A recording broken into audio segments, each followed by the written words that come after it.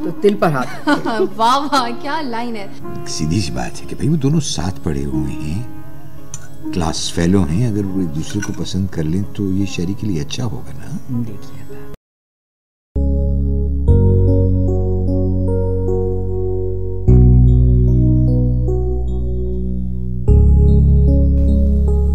छोटी, ये लैपटॉप में ऐसी कौन सी स्टोरी है जो तुम पापा को दिखाने के लिए लाई हो? मम्मी 1857 की स्टोरी से बाद की भी बड़ी स्टोरी है। 1857? What? अरे बेटा, ये वो कहानी है जो इतने अरसे से मैंने अपने सीने से चिपटाई हुई थी, जिसे मैंने अपने ख्वाबों में लपेट के रखा हुआ था। अब वो कहानी जिंदा हो गई है और ख्वाबों से निकलकर बाहर आ गई। किस कहानी की बात कर रही दादो? वो जो हमारे खानदान की एक लड़की को गोरा भगा के ले गया था, वो वाली कहानी? हाँ, वही कहानी, प्रिंसेस ऑफ द ईस्ट की। अम्मा, आपको क्या हो गया? हर वक्त ये किस्सा दोहराती रहती हैं। अरे मैं क्या दोहराती रहती हूँ, तारीख खुद को दोहरा रही है। अच्छा, और तुम क्या कहानी लेकर आई हो अपने लैपटॉप में?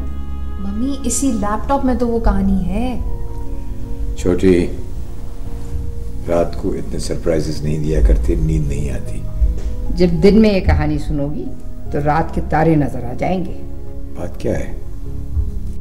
भाई, हमारी शहरबानों को लंदन की एक रॉयल फैमिली के लड़के ने प्रपोज किया है। जरा छोटी, उनको उसका फैमिली और महल तो दिखाओ। क्या मतलब, ये वो विलियम जोन्स तो नहीं है? हाँ, वो ही है। इसका मतलब है कि हमारी एक और लड़की गोरे उठा के ले जाएंगे? क्या आफत है भाई, यहाँ के सारे लड़के मर गए हैं क्या? अफरोज बेगम, मैंने तो सजेस्ट किया था जस्टिस कुरैशी का बेटा, लेकिन वो पढ़ता भी रहा है उसके साथ। देखो अरबाब मियाँ, अब जमाना बदल गया है। बच्चे अपनी मर्जियों से शादी करते हैं और ये समझ लो कि अब भी गोरे का राज है। अम्मा, इसका मतलब ये तो नहीं है कि हम अपनी बेटियां शादी के लिए पेश कर दें उनको। भाई, हम लोग कर भी क्या सकते? शादी करना चाहती है तो कर लेगी। मेरे ख्याल में तो उसने एक महज फॉर्मेलिटी के तौर पर हमें इन्फॉर्म किया है बस। मम्मी, अगर आप खुशी से मान जाएंगी तो हम सब शरीक होंगे ना। छोटी, तुम्हें बहुत सी बातें पता नहीं है। अभी लैपटॉप पर मकसद यही रह गया इस किस्म के रिश्ते बनाना बस। अम्मा, मैं क्या बताऊं आपको, किसी को ये बात पता नहीं है कि मैं अपने ऑफिस में अपनी जगह अपनी बेटी को देनी चाहता था। वो, मुझे यकीन था कि मेरे बाद वो पाकिस्तान की सबसे बड़ी लॉयर बनेगी। उसने मुझसे कंसल्ट ही नहीं किया। तो मैं बता रही हूँ ना तुम्हें, अब हमारी छोटी एक और नॉवेल देखेगी, princess of the east and west. नहीं, उस नॉवेल का नाम होगा the princess of the terrorist lab. नाम बहुत अच्छा है, पक्का समझू? छोटी, this is not a joke.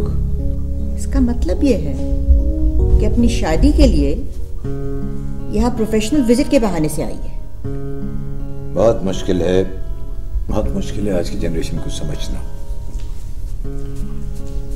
इसके बाद ऐसी जनरेशन नहीं आएगी। ये इतना मुश्किल फलसफा मेरे ख्याल में किसी और वक्त डिस्कस करें, काफी देर हो चुकी है।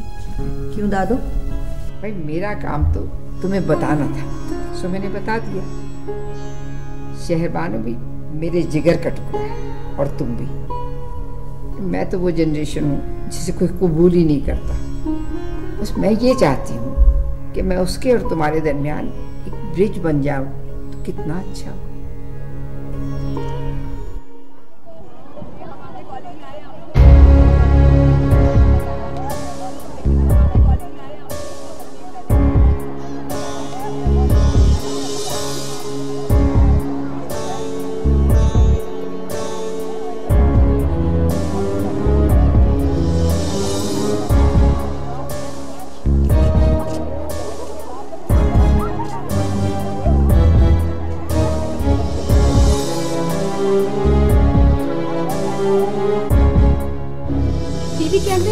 वो लाइव दिखा रहे हैं, आप क्या करें? मिसेस खान, गेट किसने खोले? आप पुलिस को इन्फॉर्म कीजिए प्लीज। मैडम, इस हड़ताल के पीछे आपकी बहू हुमैरा खान है। वो तंजीम की कुछ खवातीन को ले आई हैं, बच्चियों में स्कार्फ तकसीम कर रही हैं। हमारे टीचर्स ने इतराज किया तो ये ड्रामा हो गया। आप मेहरबानी से उनके नाम नोट करें, हम पुलिस में उनके खिलाफ एक पर्चा काटेंगे। आप हमारे साथ चलें, हम उनकी तस्वीरें खींचते हैं, उनको पकड़ते हैं।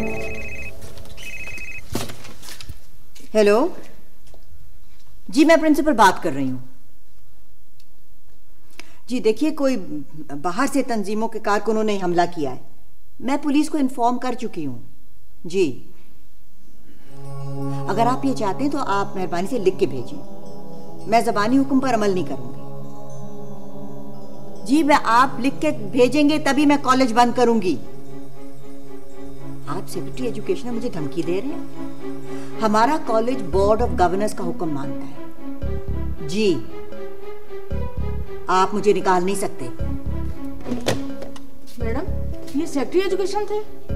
हाँ, वो कहने के एक हफ्ते के लिए कॉलेज बंद कर दें। आप चेयरमैन साहब से बात करें, अगर वो कहते हैं तो फिर हम 5 या 7 दिन के लिए बंद कर देते हैं।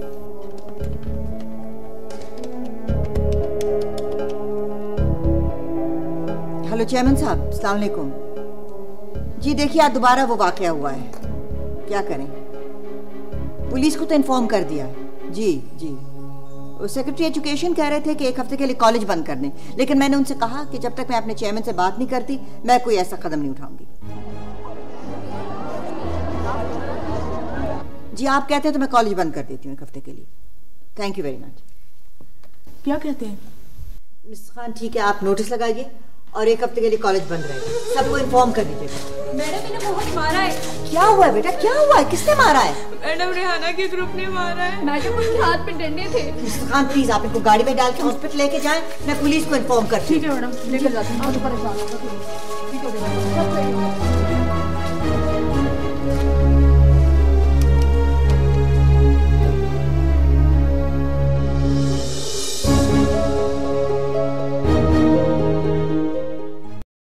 यूनिट को ख़राब रहने दो कुछ अर्से के लिए, और जितने केसेस यहाँ आए उन्हें हमारे हॉस्पिटल में रेफर कर दो। हर केस में 25% हमारा।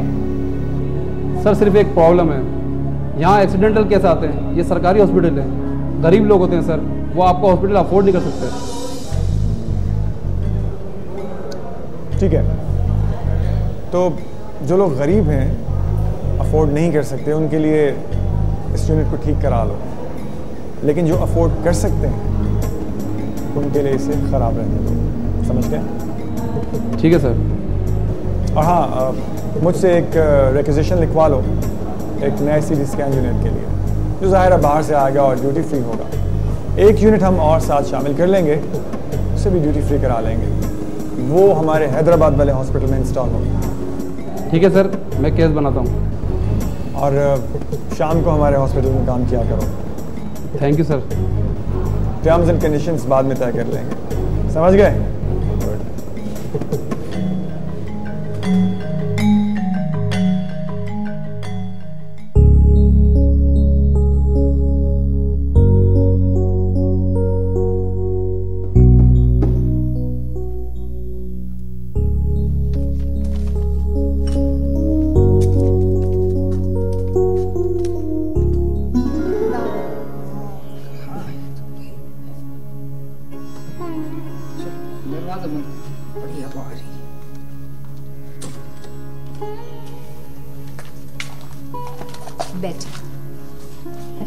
है कहाँ? सारे घर में तुझे ढूंढ के आई हूँ। क्या कर रही है तू? अब जब आपने मुझे छेड़ दिया है तो जरा इंतजार कर ले। किस चीज का इंतजार? दादू, आपने मुझे प्रिंसेस ऑफ द ईस्ट पढ़ाया है और अब मैं लिख रही हूँ प्रिंसेस ऑफ नो लैंड। ये क्या उन्वान है? नो लैंड क्या मतलब? मतलब ये कि शहद बानो आपी लंदन में जिनसे शादी कर रही है उनके पास कासल्स हैं, काउंटी हैं, लेकिन वो प्रिंसेस तो नहीं हुई ना। तो वो किस चक्कर में पड़ गई? अरे लड़की, सीधा साधा नॉवल लिख ताकि लोग पढ़ें, समझें और रिव्यू करें। भाई, अच्छा राइटर हमेशा अपने घर से शुरू करता है, तो पहले मैं अपने घर की कहानी लिखूंगी, फिर अपना बचपन बेचूंगी, अल्टीमेटली बड़ी राइटर बन जाऊंगी दादू। मेरी तो कुछ समझ में नहीं आता।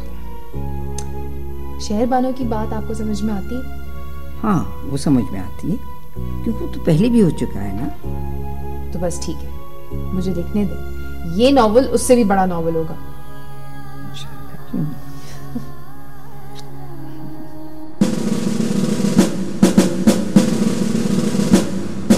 ये क्या कह रही हैं आप? ये तो बहुत बड़े न्यूरो सर्जन की बीवी और बहुत बड़े वकील की बहू हैं। और मैं कौन?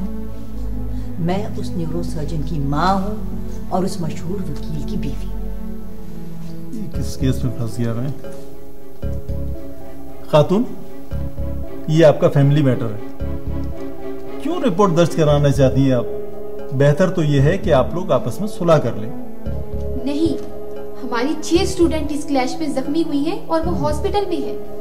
देखिए, मेडिको लीगल केस है।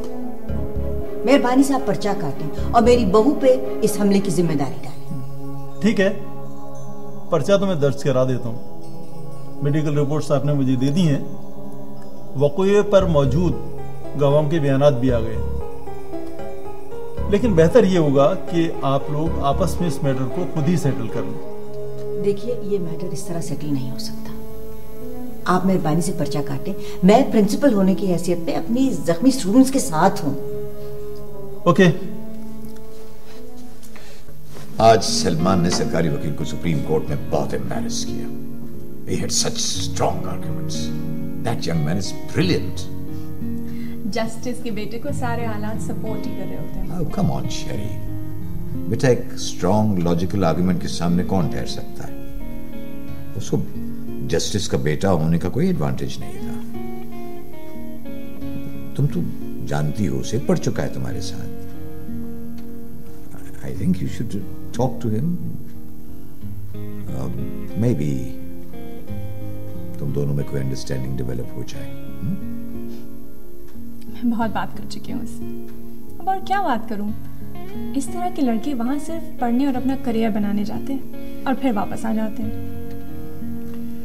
शेरी, तुम क्या एक्सपेक्ट करती थी? वो क्या करता वहां पर? क्लब जाता, टिक्का तंदूरी और सॉरी टिक्का तंदूरी खाता, पार्टीज में जाता, पब में बैठता। Is that what you wanted? यही सब तो लाइफ नहीं है। Theatres, music concerts, art galleries भी तो है वहाँ। Yes, and I'm sure he has a taste for all these things. बात करके तो देखो उससे। मैं बहुत बात कर चुकी पापा। No my kind. Sherry, but I know only one thing. उससे ज्यादा अच्छा फ्यूचर किसी और नौजवान का नहीं है पाकिस्तान में। बहुत बड़े बैकग्राउंड से है वो। मैं भी तो बड़े बैकग्राउंड से हूँ। इसमें ऐसे क्या बात है? Right.